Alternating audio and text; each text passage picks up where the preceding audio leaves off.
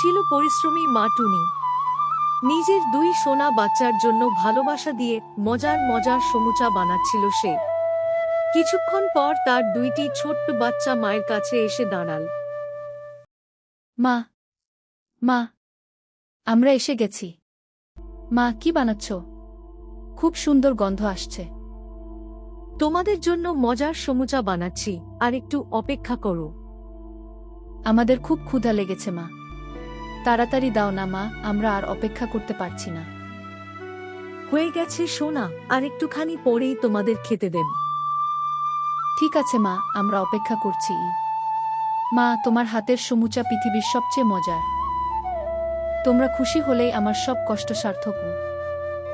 এই নাও সোনা, তোমাদের জন্য ভালোবাসা দিয়ে বানানো গরম গরম সমুচা। ধন্যবাদ মা, আমরা খুব খুশি। মা, তোমার হাতের সমুচা সত্যি অনেক মজার। ভালো করে খাও সোনা, তোমাদের হাসি আমার সবচেয়ে বড় আনন্দ।